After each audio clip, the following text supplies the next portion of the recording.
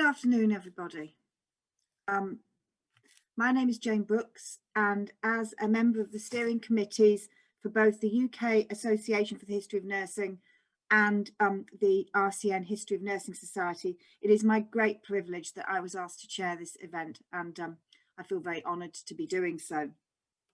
So without further ado, I'm going to introduce each speaker before they speak, and then I'll move on to the next one. So very well, welcome to this joint RCN UKAHN event, The Politics of Nursing History, Identities and Boundaries. To be honest, I don't think any of our speakers need an introduction, so I feel a bit superfluous. But we're starting this evening with Dr. Anne Summers, who's an honorary research fellow at Birkbeck, University of London, and the former curator of modern historical papers at the British Library between 1989, sorry. Sorry, Anne, between 1989 and 2004. She was a Wellcome Trust Research Fellow at the end of the 80s as well. In addition to Angels and Citizens, published in 1988 and then republished in 2000, she's published numerous articles on civilian nursing in the 19th century.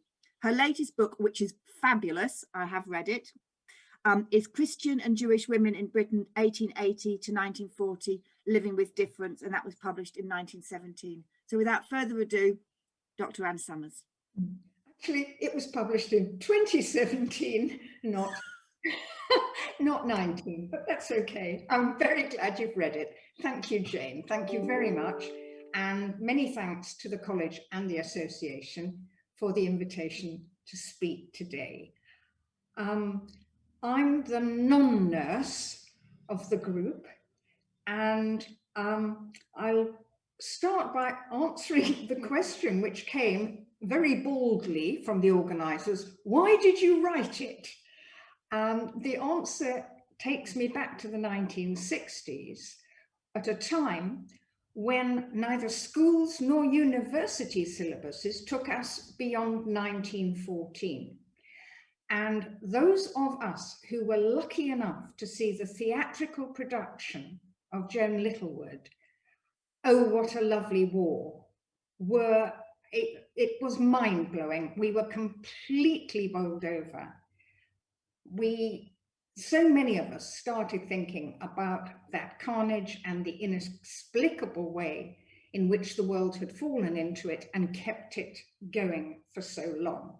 However, some historians always want to know what happened next, and some want to know, but what happened before?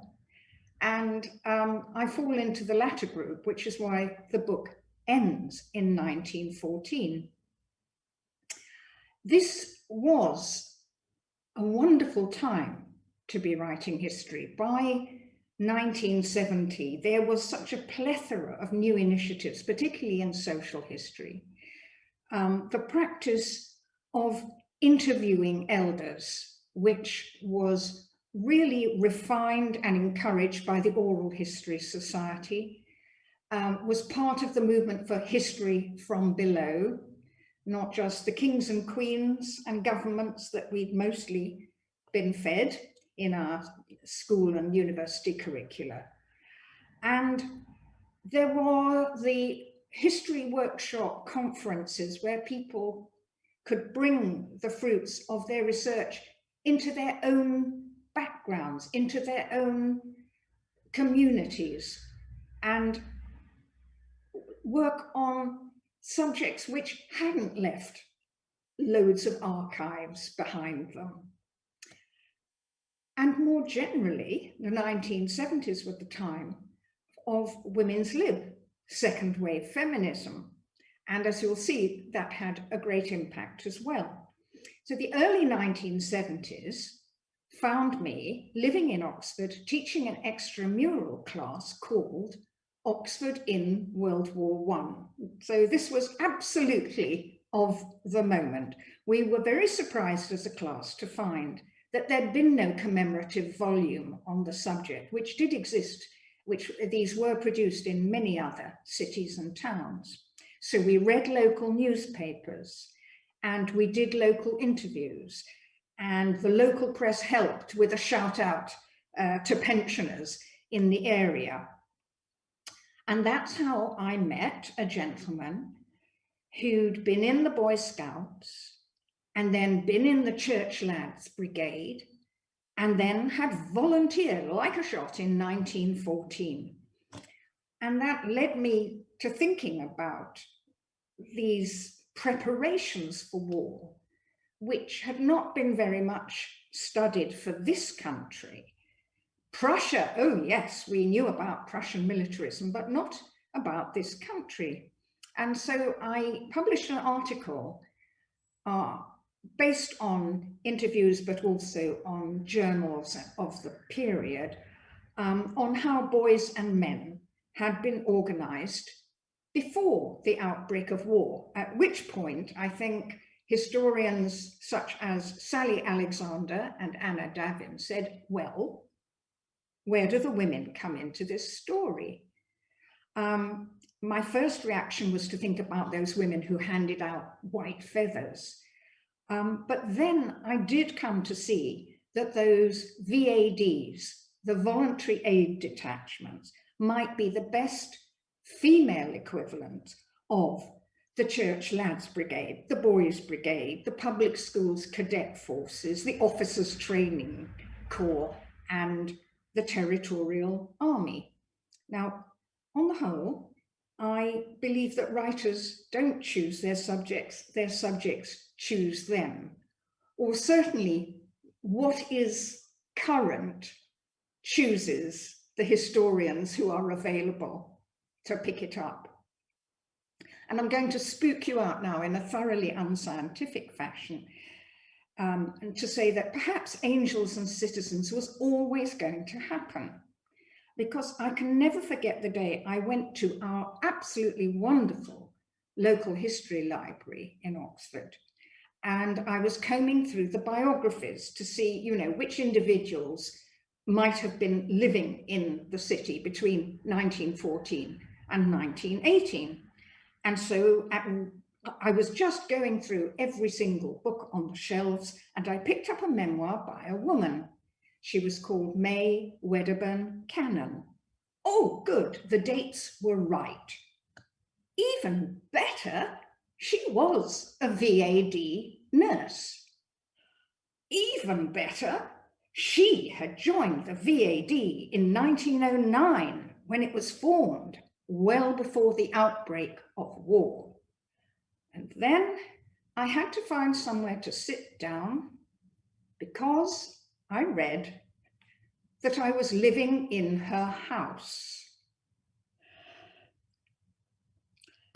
When I embarked on my doctorate, the thesis was called Voluntary and Professional Military Nursing before 1914.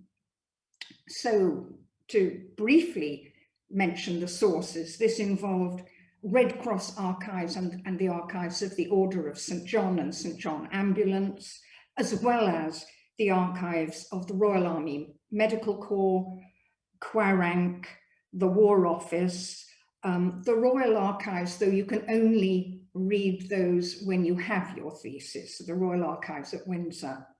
And I have to say, checking my privilege, I was very fortunate. I lived within walking distance of a copyright library. I was within commuting distance of the London institutions. I was within driving distance of Windsor and of Wantage, where Christopher Lloyd, a descendant of the founder of the British Red Cross, at that time retained the 19th century archives of the Red Cross. And he bred racehorses. And as I sat in the room, which he kindly made available to me, I used to see these beautiful creatures walking past. And, you know, digitization of archives can't give you an experience like that. I was asked what was the most exciting thing I discovered. I can only say my favorite bit of archive was in the War Office. And it was a massive tray-like box full of letters applying to be nurses in the Crimean War. They were all sorts and conditions of women. There are 100 novels in that box if you could only follow the women's histories further. And of course, the frustration is that usually you can't. But that also led me and convinced me that what was particularly wonderful and rewarding about nursing history, if you were going to be a women's historian, was that it revealed women of all different social backgrounds and made it possible to explore the relations between them. Class relations had previously, I think, been discussed in sort of male-dominated Marxist ways, but here was something new and something which kept me going for, I would have thought, nearly 20 years. I will confess that when I started, I thought things would be much easier, that civilian nursing would have been thoroughly researched and I would just be topping it up with the military side. And I was surprised to find that nursing history was only just beginning, or nursing history as we understand it. I was surprised to find them playing down the religious background to 19th century initiatives and reforms. And I will take a risk, and I hope no one tweets a death threat, and say that I was surprised to find how much Florence Nightingale's successes had been played up, to the extent that the actual dates when she really was succeeding with the Nursing Institute had really not been made clear. It took her much longer than the conventional narrative suggested. I think that other people appreciate, certainly, the importance of the religious institutions, though I don't think that's due to me. And what I have not been able to do, and obviously never will be able to do, is budge the Florence Nightingale narrative, but that's okay. I'll leave it at that. And I hope I haven't spoken for too long. Thank you, Anne. That was a thoroughly inspiring beginning to this evening's event, and plenty of food for thought from everybody in the audience. Thank you. So we'll move swiftly on to another of our eminent speakers this afternoon. Professor Peter Nolan spent most of his working life participating in different mental health services after training as psychiatric nurse in the 1960s. While he found the content of training courses, the stated aims of therapies, and the language of policies and management beguiling, he felt that the reality of the lives and experiences of nurses and patients lay elsewhere. His first book, A History of Mental Health Nursing, was published in 1991 and really has always been the seminal piece of work in this field. He sought to show how mental health nursing not only had a history, but a fascinating one. Now in retirement, lucky Peter, he continues to research and write so that the voice of mental health nurses from previous centuries and decades can be heard. You're most very warmly welcomed here, Peter, and over to you. Thank you very much, Jen, for your introduction. Good evening, everybody. On the 8th of September 1962, I was on the night ferry that sailed from Dublin to Holyhead. It was a bitterly cold night. The sea was rough, and the wind and the rain were piercing. I watched the last light fade over Dublin Harbour, above where I had gone to school. Through the mist, the flickering lights of the Welsh shoreline came into view. On board, I was surrounded by fraught parents, distraught children, those who stood in silence, and the others who sat huddled together. I was there in response to a letter inviting me to commence psychiatric nurse training at a London hospital. I had no idea where I was going, but I was determined to find out. Within days, I found myself on a long-stay, 60-bedded psychiatric ward. The first relationships I formed in England were with psychiatric patients. They talked of the war, the bombings, the doodlebugs, the dead, shouting, screaming mothers and frightened children. All had lost contact with their families or were led to believe they had none. Doctors came and went. Senior nurses popped in to check the beds, the cleanliness of the floors, said a few hellos and went. There were no letters, no phone calls, no visitors. The outside world seemed far, far away. I was impressed by the ease with which nurses and patients related to each other, told stories, joked, and laughed together. I was often overcome at seeing nurses help the less able patients with washing, shaving, dressing, putting their socks on, cutting up their food, and tying their shoelaces. However, an air of sadness pervaded everything. They were trapped in a web of institutionalized rituals, controlled by the cold hand of conformity. I got inner glimpses into the inner lives of patients. Archie, a patient I liked, asked me one day if I would like to see a picture of his mother. Of course I would, I replied. Slowly and carefully, he took from an inner pocket a folded, faded newspaper cutting.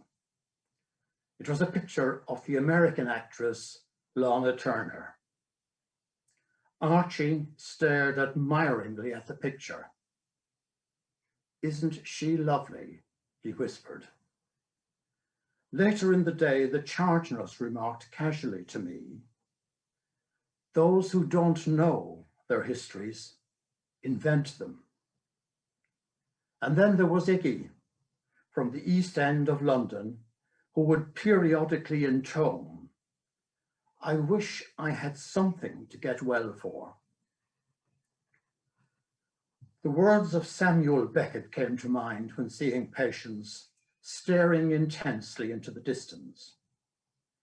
Were they seeing their existence as an enduring act of punishment for having been born? Were they searching for people who were no longer there? Thousands of patients had sat on those chairs, slept in those beds, and ate at those tables.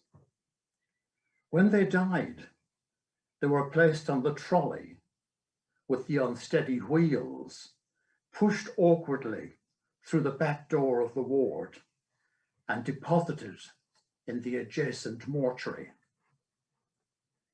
The following day, their case notes were filed under deceased, and they were never mentioned again. A nursing student remarked to me after a death, "These patients were once somebody's baby.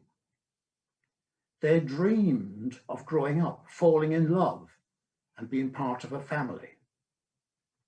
It probably never crossed their minds that one day they would die on the back ward of a psychiatric hospital, dispatched with a number attached to their right big toe and wheeled into oblivion." I am not a trained historian, but I have lived in history, and now history lives in me. William Faulkner remarked, "History is never dead. It continues living within us." And as Margaret Atwood said, "In the end, we all become stories." I learned much from attending RCN history conferences and seminars in the 70s and 80s. There I met many generous and inspiring people who encouraged me to acquire the skills of being curious, being attentive, questioning, reading, writing, being self-critical, and having the courage to speak and write my truth. I wanted to tell the history of nurses from below, and I wanted to elevate their history from being that of footnotes in the history of others. Before I commenced a PhD in the early 1980s, I received a reply from a history department, which I have not forgotten. It said, "We are an academic department. We only do legitimate and useful history. No one here is interested in the history of insanity. Sorry." In the end, I did find a good university, an attentive supervisor, a vibrant student group, and after completion, I was invited to rewrite my thesis as a book which was entitled A History of Mental Health Nursing. I was reassured by many colleagues in several countries that it was not a useless history. Now, there are several reasons, I believe, why mental health nursing history is still in its infancy.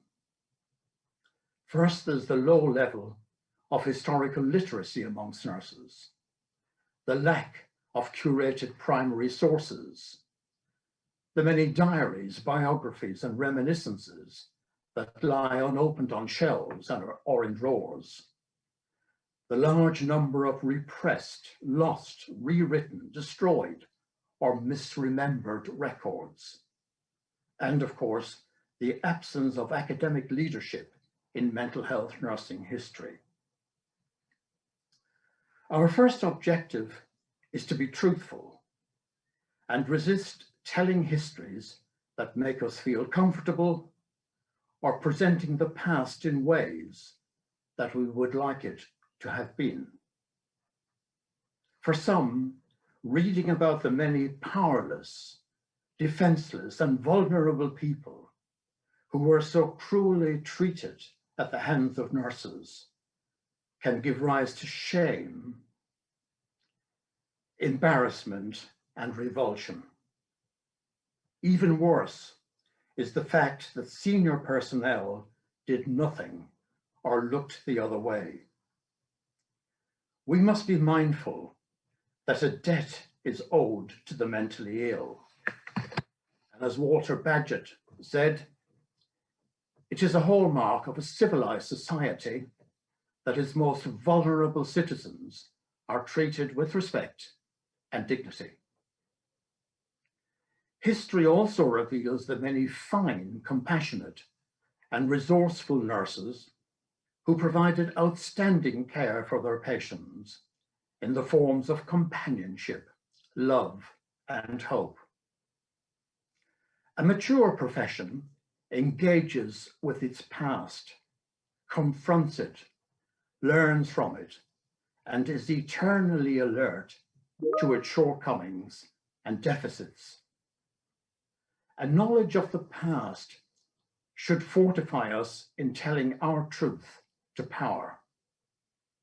In summary, as Finlay Dunn observed, history should comfort the disturbed and disturb the comfortable.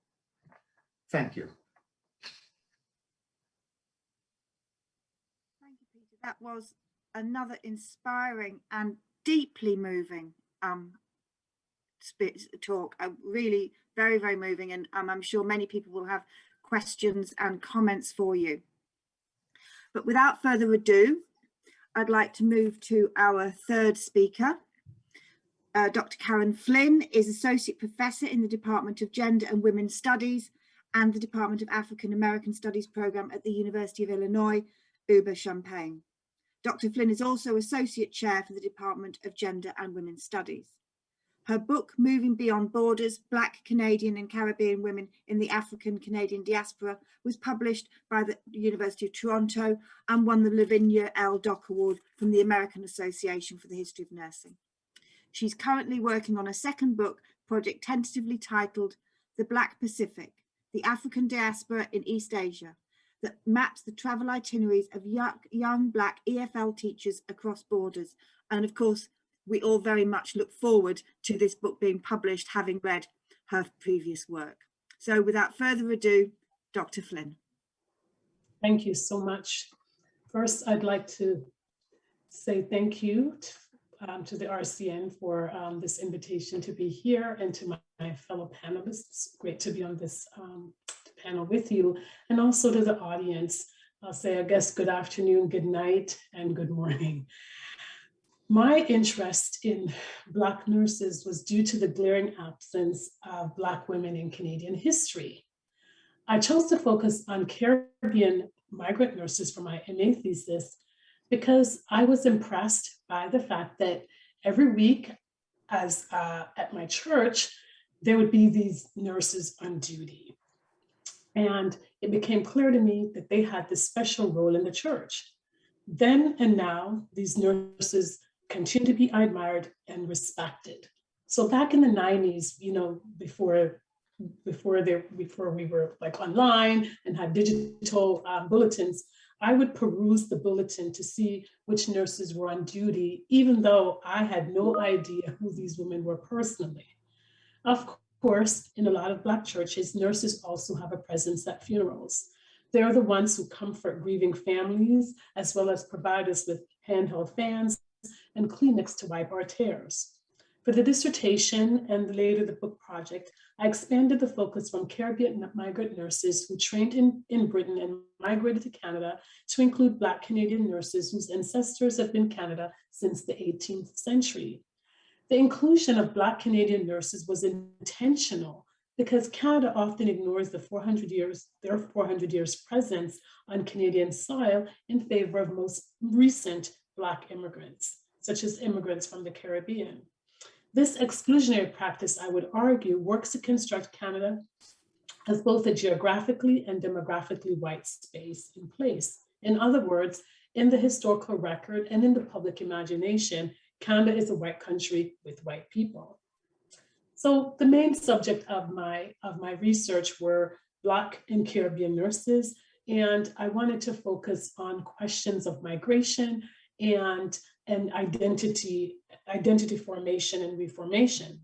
And one of the reasons I wanted to focus as I think about the nurses and think about migration is my own internalized, what I call sort of the internalization of misinformation, if you will. Like so many folks, I thought that people migrated primarily for economic purposes. And so once I interviewed nurses, I realized that when they left the Caribbean for Britain, they were teenagers. They weren't, you know, they weren't going there for work. And so that really disrupted my own notions of what, of migration as a process. So most of these nurses, the youngest in fact was 15 and a half years old, and the eldest was 24 years old, and she was a teacher prior to becoming a nurse. So it was really important for me to ask the question, why Britain? Why Britain? And I think what that question does is like it disrupts my own understanding again of what constitutes migration. So people migrate for all kinds of reasons. And for these nurses, they talked about the fact that adventure and travel was a big part of the reason they migrated. They also talked about the fact that there were family members already had lived in Britain. Some folks had heard about the sort of the reorganization of the NHS, the National Healthcare Service, and were aware of recruitment practices. But at the same time, as somebody who was born in Jamaica specifically, these migrants were, as colonial subjects, really had this very positive view of Britain. And even myself as a child, a lot of the history that I was taught was really British history. The books I read as a child, you know, Lord Fauntleroy movies and all these kinds of books came out of Britain. So in the minds of a lot of these young people, Britain really was the mother country. So they had a very, very positive view of Britain, and thus those were some of the reasons for their migration. And so for me, it was also interesting to think about this notion of identity formation and reformation, right? So these questions about you are a probie and what are the steps to become sort of this full-fledged professional nurse. And for me, it was important to also move beyond traditional definitions of autonomy, right? Workplace autonomy, to explore how this notion of paid and paid work, but also how gendered racism, training, skill, and education played a role in fostering a professional nurse identity. I also focused on the unpaid work of Black nurses, the work that they do for their families and their communities, a theme at the time which was not necessarily explored in the scholarship. So I looked at nurses as mothers. I looked at them as wives, as single women, and community activists. And then I look at how these identities are transitional and change over time. And so, of course, one of the questions that we were asked is, what kind of sources? Well, oral interviews became my primary evidentiary data, but I also looked at newspaper documents. I looked at immigration records. I used yearbooks as well. I used the Black Canadian newspapers, the Canadian Nurse, and the Nursing Times. But one of the things that I want to emphasize about oral interviews is that it invites these nurses to view themselves as legitimate knowers, right? And sort of to disrupt this barrier between myself as a researcher and them as sort of these subjects of research. And what is the most exciting thing that that is discovered in my project? It was the nurses. They were the most exciting thing. I shouldn't say things because they're people, but I had no idea at the time that these nurses had made these incredible contributions to Canadian history, but also the British political economy of healthcare. I was totally oblivious to their contributions. And I was also surprised that Canada had these exclusionary nursing policies as well. I thought that this was a US phenomenon in terms of segregation, that there were Black Canadian nurses who, when they applied to nursing schools in Canada, were told, no, we don't accept colored girls. That's a terminology of the time, right? That's a terminology that was used. And then they were told, you need to go to the United States. So there was a lot of young women who wanted to train as nurses that were not trained, who had to go to the US or other places to train as nurses. But what I found was that the Black Canadian nurses in particular were very much aware of their history. They knew that they had a story to tell, and they wanted me to tell that story. And so over time, and this has been the 90s, now it's been about 20 plus years, I maintained a relationship with a lot of these nurses. So for example, when my book was published, I was at the University of Windsor, and I invited the nurses that were in Windsor, Ontario at the time to visit. So one of them attended a class with me. And then after I gave a talk about the books, they got up and then were able to share their own stories from their mouths to the audience, right? So that was really key to me. Then I did a talk at the Bloomberg School of Nursing. They also held in Toronto, University of Toronto School of Nursing, and they held another book launch. And then I had these nurses who also came as well to the book launch. So I really developed a relationship with them over these decades. And prior to us being live with everyone, I was talking about how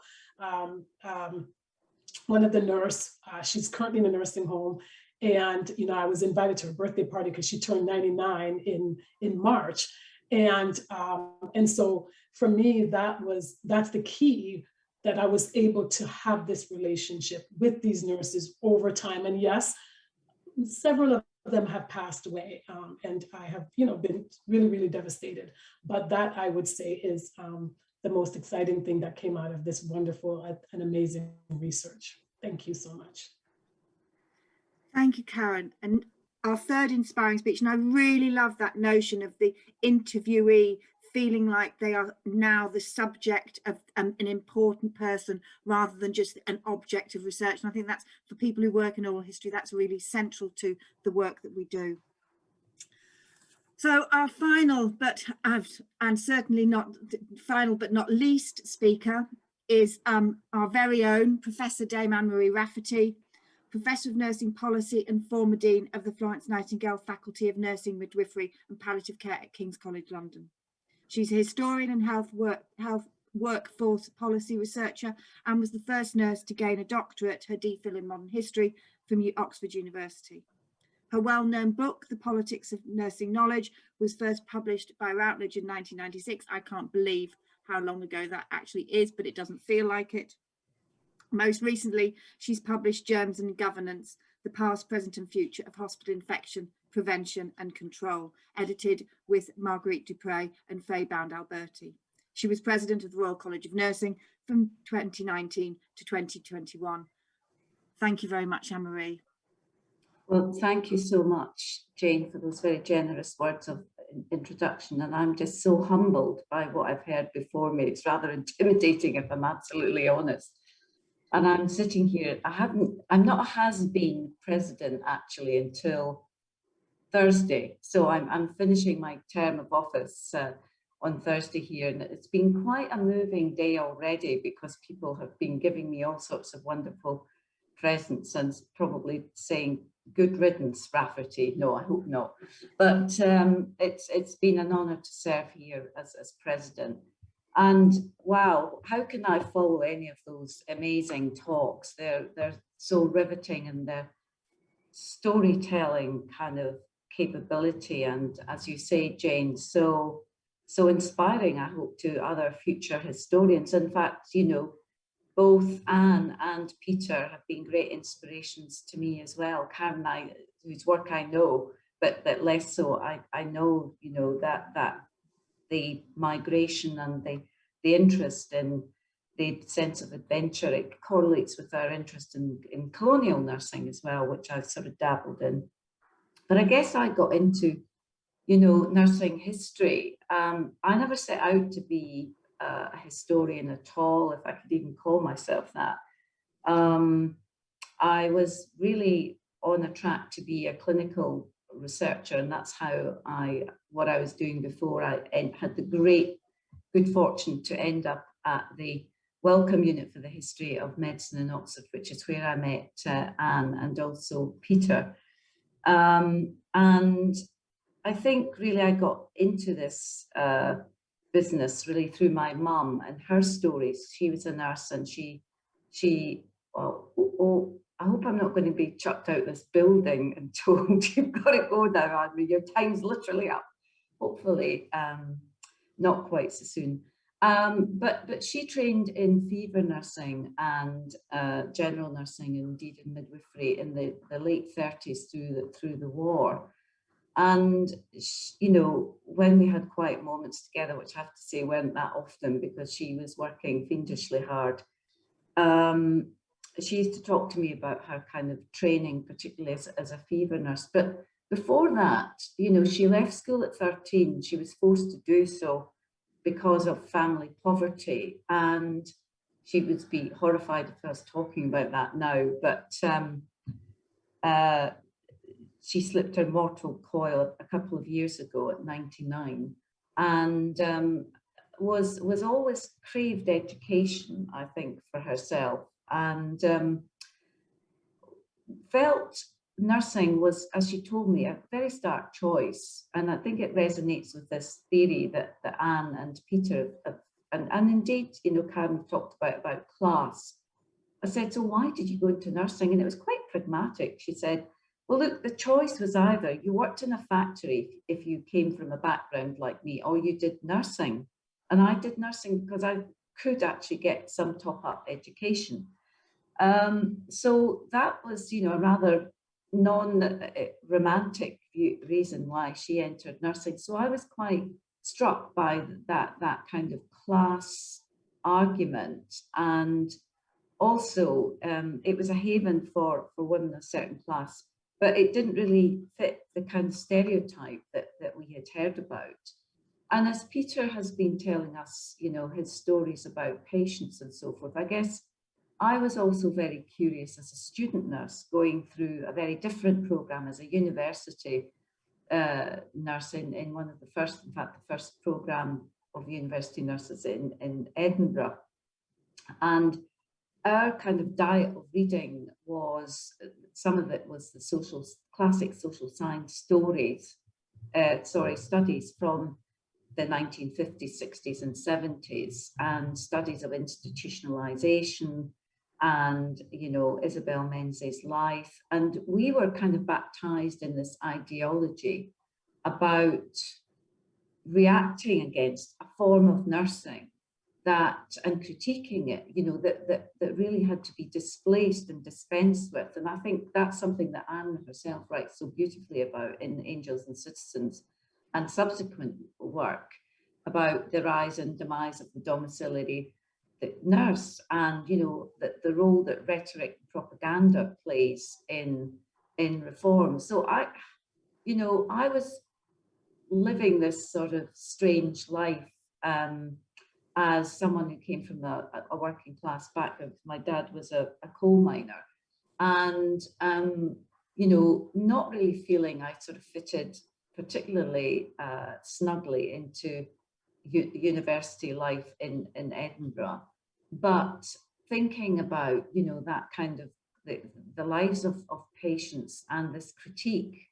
Now you're on a different track and trajectory, Anne Marie, and we were really seen as, I suppose, maybe at least the propaganda around Nightingale, and Anne's talking about budging Nightingale. I don't know if we ever will do that, and maybe we don't want to do that to some extent, because that gives us something to react against and research further. But, you know, that these were women who were imbued with this high kind of moral standards and reformist zeal. And I think that's part of what we were inculcated with as students. We had to go out and try and change. And that's what got me really interested in nursing history, because I suppose then as now, you know, I was very frustrated as a student seeing the change that needed to happen around us, and thinking back to my mum's kind of past of, she was very good at painting, you know, a picture of atmosphere, the austerity, of emotional austerity, and barn-like cavernous spaces of fever hospitals in Glasgow, nursing patients from the docks and with tropical diseases and so forth. I mean, that's what basically got patients better when the pre-antibiotic era, you didn't have anything to fall back on. And of course, I was thinking about this recently in relation to COVID. You know, COVID is essentially nursing work, because we had, until recently, had very little in our armory to combat it. So, you know, COVID is a kind of its own study in history. So that's how I got interested in history. And I was fortunate in Edinburgh that, you know, we had little biscuity bites of courses in the history of medicine, history of science, and I really relished those courses. And I was actually at one point the only student in the second year history of science class with Professor Eric Forbes, and basically I became his kind of research assistant. So he got me into libraries and reading manuscripts. I mean, that, I don't want to see any of the notes I made of those. It must have been absolutely atrocious. I'm sure there was a lot of erroneous nonsense that I was kind of scribing down on that project on the Scottish Fellows of the Royal Society. But anyway, it got me into archives, and I found that really exciting. And so I was running that kind of history theme alongside wanting to be a first class, you know, clinician, a cracking ward sister, but also really interested in research, because that was a huge part of our course at Edinburgh. So I think one of the other things that fascinated me was, and tell me if I'm rabbiting on, Jane, and going on much too, and dilating much too much on this topic. Also, I got very interested in science studies and the sociology of knowledge as an undergraduate. I mean, probably having a boyfriend who worked in that area at the time, and he was himself a historian, and hanging out with other historians certainly helped. And so I got gripped by this whole concept of the sociology of knowledge, and that's what partly, you know, the politics of nursing knowledge. So if any of you are suffering from insomnia, you can go and have a good old read of that. And I was trying to figure out, both as a kind of, you know, a student of nursing, and then as a researcher, you know, a baby researcher, you know, how are these kind of lines between, and sharing flats with medics, how are the lines and the boundaries drawn between what doctors learn and what nurses learn? And, you know, Mum's stories about the sort of well, in fact, she was engaged to a doctor as well, but that's another story. Why she ended up marrying my dad, who was a coal miner, and, you know, could have had a much more comfortable life. But you know, the kind of different ways in which prestige and hierarchy was mediated by knowledge, I became very interested in that. And so, cut a long story short, I decided after doing clinical research that I wanted to give the history a go. I had to write a grant, and my first study or project was actually not in what I ended up, as is often the case, your first topics draws a blank, and I was trying to do this sort of historical sociology of the development of specialization in intensive care nursing. Of course, Julie Fairman did that in the US, but unfortunately, the records I wanted to use had been destroyed by the body that was sponsoring me. So I had to find another kind of topic to retain my wonderful, and Anne had the same supervisor, Charles Webster. And so I ended up doing something, I think, that was much more conventional in terms of its methodology and orientation, and going into public records, ministerial records, and really studying education policy. But I was very intrigued by this notion of, you know, how can we stop nurses having chips on their shoulder, being really well educated, as I had the privilege of being. What do you do with a really good education in nursing, you know? Reading all this sociology, and I was so inspired as a student by Celia Davis when I read Rewriting Nursing History, which I used to read in the breaks when I was doing my pediatric placement. You know, I just thought, this is it. I've just got to do more, because that had that kind of emancipatory sort of underpinning and message, and that's what I thought the early nurses, you know, Beth Fenwick, hitched her wagon to suffrage, and that, of course, Anne's work was inspiring me at that time as well. How the hell do we get out of this dilemma of being, you know, under the thumb of, well, be it hospital administrators, which is what those early nurse reformers were, you know, reacting and rebelling against, or of this, or eventually of the state. You know, someone was trying to kind of contain and cage you in. I mean, still struggling with that in terms of current role and politics, getting nursing voice to the policy table. So it got me interested in high politics, and how do we understand this sort of the power dynamics in relationships, and can education be the exit and the route to escape and be emancipated? And it was part of that 1970s kind of emancipatory sort of ethos that is feminism the answer? Is Marxism the answer? Where do we find, you know, the escape valve and lever that we can kind of pull to free us from all of these shackles? So I was looking for that then, and it took me a long while to try and, you know, provide a kind of narrative. And I'm still searching, to be quite honest. So if anybody's got any great ideas, let's discuss them in the chat, or answers on the postcard.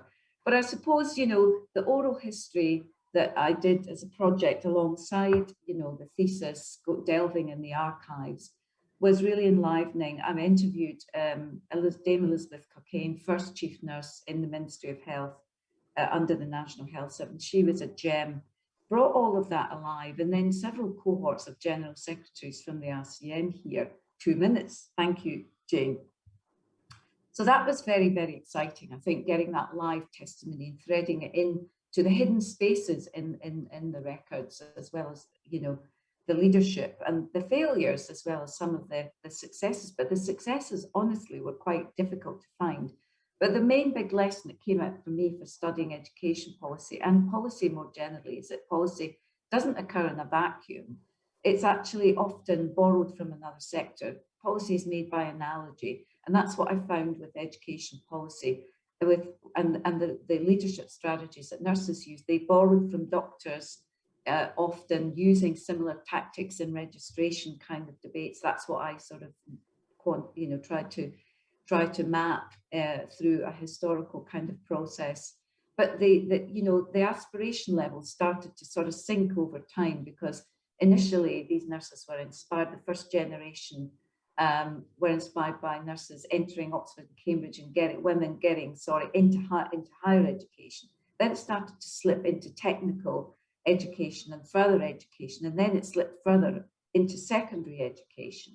So the kind of plimsoll line was dropping all the time, and then you had all of the burden of poor salaries, which was containing nurses from the material benefits that would enable them to forge independent careers and live the life that the sociologists would like us to live if we were fully autonomous professions. And even the sociologists were kind of giving us a hard time, because many of them were just saying we were a semi-profession, we weren't a real profession, Etzioni and others. So it seemed that we were just hemmed in no matter what we did. So I think that's what really drove me and really helped me to write about this whole kind of topic. But I still think we're saddled with some of these dilemmas through gender, through class, and through race, as well, as we see with the COVID crisis, and as I touched on very lightly in the book at the time. So I guess I'm a big picture kind of person, and some of the individual lives of nurses are not well written into the kind of narrative. It is probably more the great and the good, but we do need to understand the great and the good to get that sort of macro view. And I've left it somewhat to others to fill in the blanks. Thanks very much. Thank you, Anne Marie. And as always, a maelstrom of intellectual thought, passion, and history thrown in as well. So thank you very much. Thank you very much to all four speakers. What do you think is the area that we have neglected most, and where, if you were talking to a young would-be historian of nursing now, what would you say to them? Where should they go and what should they look at? 30 seconds each, ish.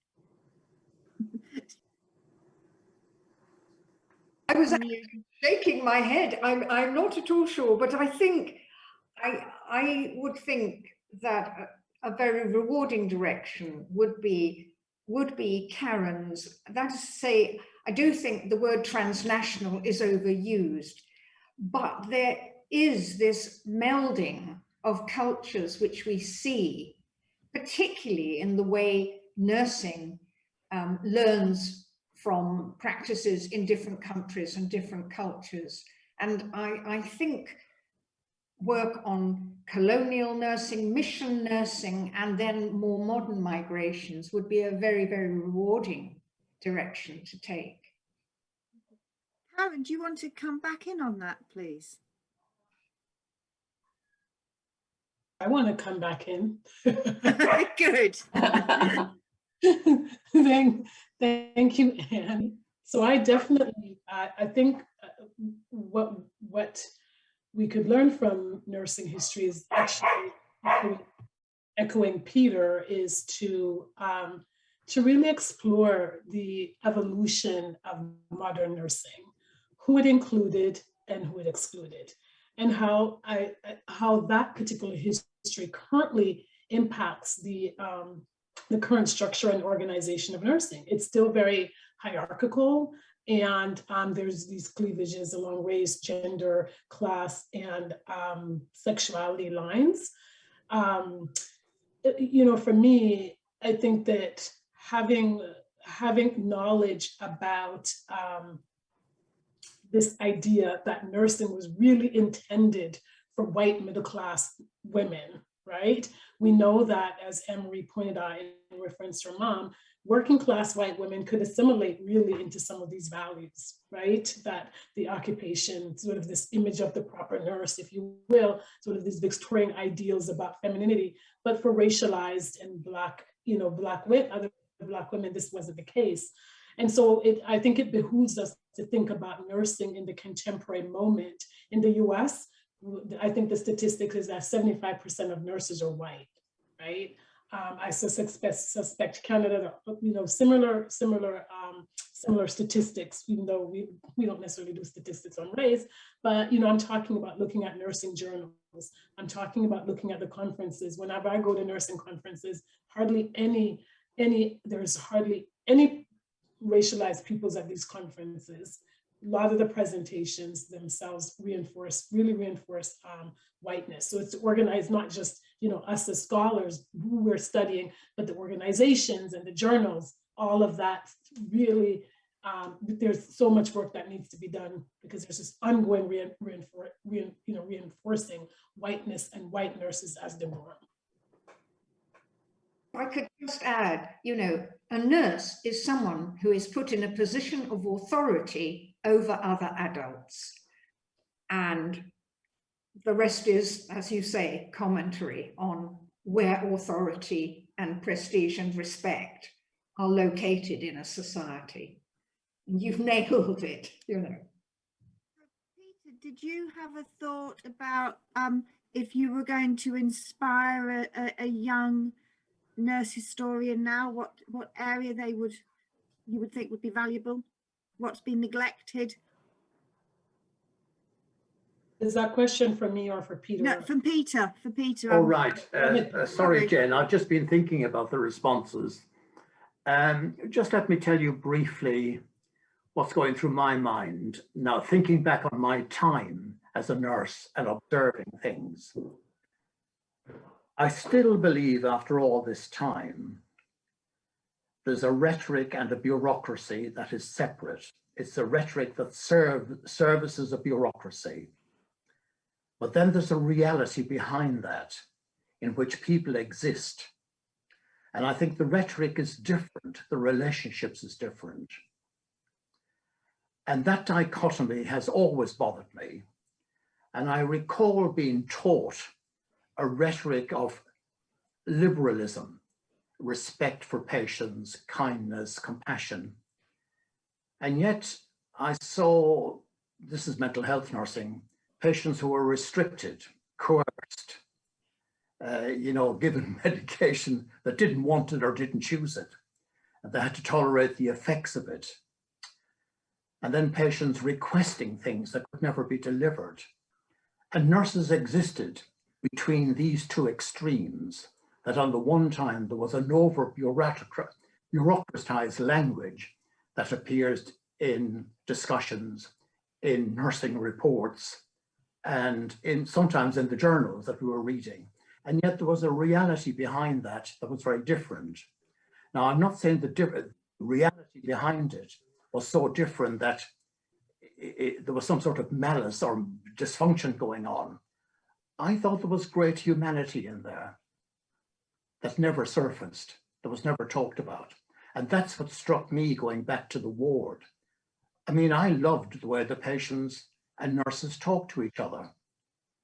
I loved the stories that the staff told me about themselves. And I loved listening to the stories of the nurses.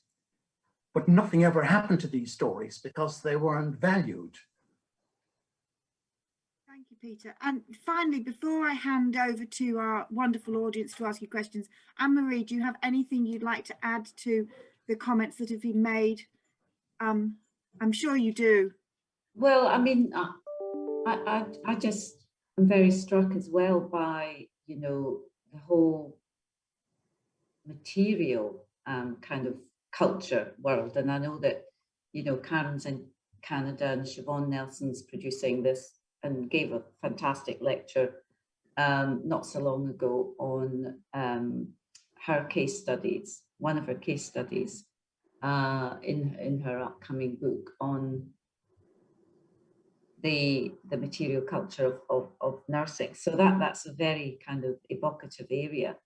But I'm sort of not in that mood at the moment. I'm in this kind of mood of wanting to get back into the wards and be a fly on the wall, observing, you know, what's actually happening in Peter's world, and those kinds of interactions, and understand more about that sort of the perceptions, I suppose, of the worldview of nurses, and going through diaries and memoirs, if you're lucky enough to be able to find that cache of letters that Anne mentioned. But, you know, unless you do oral history, or you could do films, you know, there's lots of opportunities. It's finding the right kinds of sources, I suppose, that help to tell these different types of stories from different perspectives. So, you know, this whole conundrum of being valued is something that we still wrestle with. And I know Barbara Stillwell's on the call here, and we talk about trying to, and we are from the college's perspective, trying to change the narrative, you know, to one that is more, perhaps more positive, and it is actually using history as a way of pulling out that positivity about what really does happen, that humanity despite systems, and, you know, the extraordinary lengths to which people go, as Karen and Anne demonstrate, war and crossing continents to actually nurse, and the weird kind of expectations people have, the imagined work and what it ends up being like, you know, the drudgery and the routine and the rituals that we disparage, but which actually have an important role to play in structuring kind of work. So yeah, more on the sort of nitty-gritty of nursing work as well. Sorry, I've put several things in there to tempt people with, perhaps. Well, I would like to thank, first of all, I'd like to thank the audience for attending this evening. It's been a wonderful event, and I hope you've all had a thoroughly inspiring evening. Secondly, I'd like to thank Sarah and Francis for organising this event. They do so well. They put these events on Zoom, and they're brilliant, and everybody comes from across the globe, and it really is a testament to our colleagues at the RCN, to Sarah and Francis, for that this event has been such a success. But obviously, my big thanks goes to Peter Nolan, Anne Summers, Anne Marie Rafferty and Karen Flynn. What inspiring talks, what fantastic historians, and what food for thought we've all had this evening. A huge thank you to all of you for contributing and giving your time to this UKAHN and RCN event.